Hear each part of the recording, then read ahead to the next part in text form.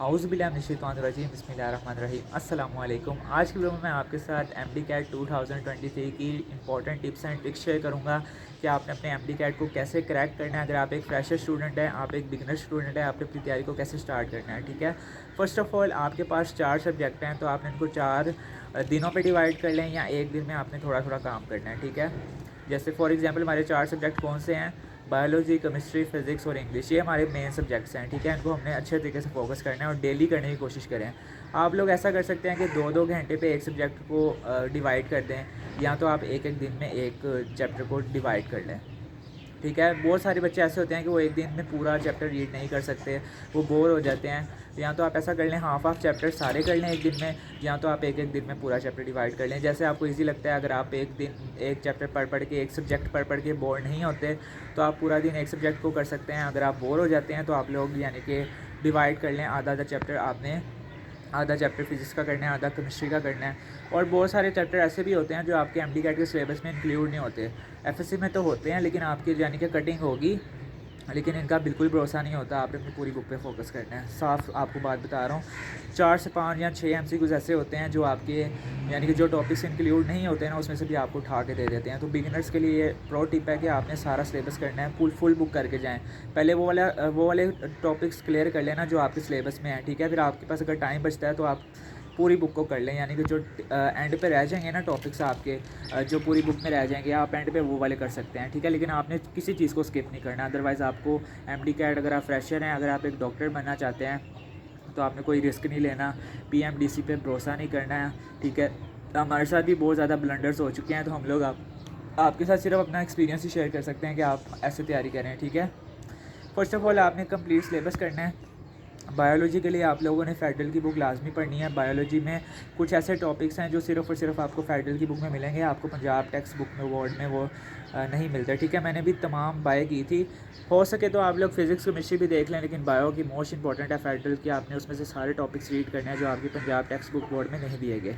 ठीक है, फेडरल की बुक आपने बायोलॉजी की पढ़ लेनी है, फुल सिलेबस कंप्लीट करने की कोशिश करनी है। उसके बाद आपने बच्चे ये करना है कि आप लोग डिवाइड कर लें। और एक चीज़ और आपको बता दूं, आपने किसी को अपने दूसरे दोस्त के साथ कंपेयर नहीं करना, यानी कि वो आपसे आगे है, आप उससे पीछे हैं। ठीक है, इस तरह बिल्कुल नहीं करना। इस तरह आपने हरगिज़ नहीं करना कि आप दूसरों को अपने आप से कंपेयर करेंगे। आप बस ये सोचें कि जो मैं हूँ वो बस मैं ही हूँ, और कोई नहीं है मेरे जैसा, और ना ही कोई होगा, और आपसे बेहतर आपको कोई नहीं जान सकता। अगर आप थोड़ी थोड़ी करके भी तैयारी करते हैं तो आप लोग 3 महीने में इजीली अपने एमडी कैट को क्रैक कर सकते हैं। 2 महीने आप लोग लगातार अपने सिलेबस की तैयारी कर लें, 1 महीने में आप लोग उस सिलेबस की 3 से 4 दफ़ा रिवीजन कर लें। फ्रेशर्स के लिए बात कर रहा हूँ। ठीक है, 2 महीने में अच्छी खासी तैयारी हो जाती है। और इन 2 महीने में खाना पीना, बैठना उठना, खेलना, मोबाइल अगर आप छोड़ देते हैं तो कोई फ़र्क नहीं पड़ेगा। हमने सारी ज़िंदगी मोबाइल यूज़ करना है, सारी ज़िंदगी हमने खेलना है, सारी ज़िंदगी हमें एंजॉय करना है। ठीक है, अगर 3 महीने हम लोग लगातार दिन रात एक कर देते हैं ना अपने फ्यूचर के लिए, तो इससे बेहतर और इससे बढ़कर कोई चीज़ आपको नहीं होगी। फिर आपके पास पैसे ही पैसे होंगे, हर चीज़ आपके पास अवेलेबल होगी, लोग आपके पास आपकी कदर करेंगे। ठीक है, ख़ानदान में भी आपकी इज़्ज़त बन जाएगी। जब आप एक डॉक्टर बनेंगे, कहेंगे फ़लाँ का बेटा डॉक्टर है, फ़लाँ का बेटा ये है, तो इस तरह फ़लाँ की बेटी ये है। तो इस तरह अगर आपने 3 महीने फुल मेहनत कर दी है ना, तो बस अल्लाह पे छोड़ देना। उसके बाद आपने अगर रिपीट करना है, अल्लाह ना करे कि आपको रिपीट करना पड़े, अल्लाह ना करे कि आप लोग पीएमडीसी या किसी भी यानी कि कोई भी टेस्ट आपको रिपीट ना करना पड़े। लेकिन फॉर एग्जांपल आप एक फ्रेशर स्टूडेंट हैं, फ्रेशर के एक बात बताऊँ आपको, फ्रेशर के ज़्यादा चांस होते हैं कि वो एमडी कैट को ईज़िली क्रैक कर लेता है। क्यों क्रैक कर लेता है? क्योंकि वो एक, अगर उसके कंसेप्ट्स अच्छे हैं, फ़र्स्ट ऑफ़ ऑल तो आपके कंसेप्ट्स हर चीज़ के क्लियर होने चाहिए। अगर आपके कंसेप्ट्स अच्छे हैं तो आप लोगों एमडी कैट को अच्छे तरीके से क्रैक कर सकते हैं और इजीली क्रैक कर सकते हैं। ठीक है, किसी को अपने साथ कभी भी कंपेयर ना करें, और सब्जेक्ट्स को डिवाइड करें, प्रॉपर शेड्यूल बनाएं, अपना एक टाइम टेबल बनाएं। मैं कोशिश करूंगा कि आप लोगों के लिए स्टडी टाइम टेबल भी बना दूं, और आपको ये भी बता दूं कि सेल्फ़ स्टडी बेहतर है, स्टेप की स्टडी बेहतर है, किप्स की स्टडी बेहतर है, या आप लोग घर में सेल्फ़ स्टडी करें वो बेस्ट है। ठीक है, मेरे ख्याल से सेल्फ़ स्टडी बेस्ट होती है, लेकिन एक वीडियो बनाऊँगा उसमें आपकी सारी कन्फ्यूजन इसके रिलेटेड क्लियर कर दूँगा, तो उसको लाजमी वॉच कर लेना। लिंक भी मैं आपको डिस्क्रिप्शन में दे दूँगा बना के, तो आप उसको वॉच कर लेना। फिर उसके बाद एक और चीज़ आती है कि आपने एमसीक्यूज़ को ज़्यादा से ज़्यादा प्रैक्टिस करना है। अपने इन 3 महीनों में हर सब्जेक्ट के जो से आपके टॉपिक इंक्लूड हैं उनकी अच्छे से आपने प्रैक्टिस करनी है। यानी कि पास्ट पेपर भी आप लोग सॉल्व कर सकते हैं, और जो आपके टॉपिक्स हैं एमसीक्यूज़ हैं जो आपके, यानी कि अगर आपने अकेडमी नहीं ज्वाइन की हुई, आप ऑनलाइन अकेडमी या किसी भी ऑनलाइन वेबसाइट से आप लोग जाके उसके एमसीक्यूज़ की प्रैक्टिस कर सकते हैं। उस टॉपिक के रिलेटेड किसी ग्रुप को ज्वाइन कर लें व्हाट्सएप पे जो आपको हेल्प कर सके, वहाँ से आप लोग अपने एमसीक्यूज़ की प्रैक्टिस कर सकते हैं। लेकिन practice make a man perfect, practice आपने लाजमी करनी है अपने एमसीक्यूज़ की, फिर ही जाके आप लोग एमसीक्यूज़ में परफेक्ट हो सकते हैं। 2 महीने आपने जो जिस दिन टॉपिक करना है ना, आप लोग इस तरह कर सकते हैं। अगर आप एक फ्रेशर हैं, जो रिपीटर होते हैं ना, उनके काफ़ी हद तक कंसेप्ट्स वगैरह भी क्लियर होते हैं, लेकिन रही बात वही कि जो होता वही है, जो अल्लाह को मंजूर होता है। जिसकी किस्मत में डॉक्टर बनना लिखा है वो बन के रहेगा, बेशक वो फ्रेशर हो या रिपीटर हो। ज़्यादा से ज़्यादा बच्चे फ्रेशर भी बन जाते हैं, यानी कि वो क्लियर कर लेते हैं एमडी कार्ड ईज़िली। हाँ, लेकिन अगर आपके एफएससी में अगर आपके एफएससी में मार्क्स अच्छे हैं ना, तो आपको एमडी कार्ड में थोड़ी सी रिलीफ मिल सकती है, ठीक है, थोड़ी सी, यानी कि 5% आपको रिलीफ मिल सकती है अगर आपके 1050 प्लस मार्क्स हैं सेकंड ईयर में, ठीक है, फर्स्ट ईयर और सेकंड ईयर को मिला के। तो अगर आपके 1050 प्लस मार्क्स हैं तो आपको थोड़ी सी कंसेशन मिल जाती है, ठीक है। एग्रीगेट बहुत ज़्यादा टफ़ है, तकरीबन 94 93 तक आपका जाता है, लाहौर में 95 तक भी चला जाता है कभी कभी। तो ये तो सर्कमस्टेंसेस पे डिपेंड करता है कितना बच्चा कितने मार्क्स स्कोर करता है। तो 1050 प्लस आपके नंबर होने चाहिए, फिर आपको जाके अगर आप 190 प्लस 190 भी ले लेते हैं ना एमडी कैड में, तो फिर आपका एडमिशन हो जाता है। अगर आपका 210 का पेपर है तो 190 ले लें, अगर 190 का पेपर हो रहा है तो 170 आपके एमडी कैड में आ जाते हैं, तो आपका एडमिशन सिक्योर हो जाता है आल पंजाब बोर्ड में, यानी कि गवर्नमेंट प्राइवेट को छोड़ के गवर्नमेंट आपकी यूनिवर्सिटी में हो जाता है।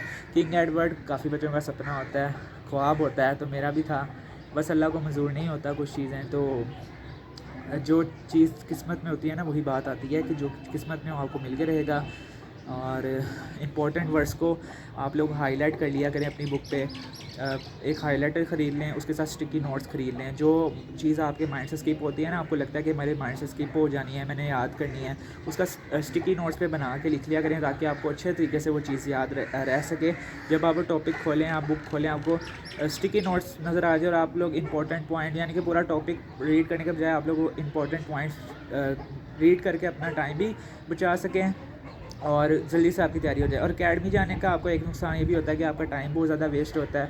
ऑनलाइन स्टडी करें, ऑनलाइन अकेडमी ज्वाइन कर लें, ऑनलाइन अकेडमी बेस्ट है आने जाने के खपने से बेहतर है, ठीक है। आधा यानी कि 2-3 घंटे तो आपको सफ़र में ही गुजर जाते हैं ना, कुछ बच्चे दूर से आते हैं और वहाँ पे जाके भी टाइम वेस्ट होता है, बहुत ज़्यादा टाइम वेस्ट होता है अगर आप अकेडमी ज्वाइन करते हैं, ठीक है। तो मैं आपको वीडियो में बता दूँगा अकेडमी वाली कि आपने क्या मेरा एक्सपीरियंस था, मैंने स्टेप ज्वाइन की थी और कितना रोस्ट एक्सपीरियंस था मेरा स्टेप के साथ। सारा दिन हम लोग वहाँ पे गुजारते थे और एंड पे आके घर में हिम्मत तक नहीं होती थी कि हम लोग सेल्फ़ स्टडी को कर सकें। उन्होंने एक दिन टेस्ट रखा हुआ था, एक दिन हमारा होता था क्या कहते हैं, एक दिन हमें लेक्चर दिया जाता था और दूसरे दिन उन सारे सब्जेक्ट्स का टेस्ट होता था। तो इतना टाइम वेस्ट किया ना स्टेप वालों ने हमारा कि मैं आपको बता नहीं सकता, ठीक है। और मेरे तो मैं ऐसा बच्चा था कि मेरे कंसेप्ट्स भी क्लियर नहीं थे और मैं सारा दिन मतलब कि यही सोचता रहता था कि सर हमें करवा क्या रहे हैं, मुझे सेल्फ स्टडी का एक टाइम नहीं मिला।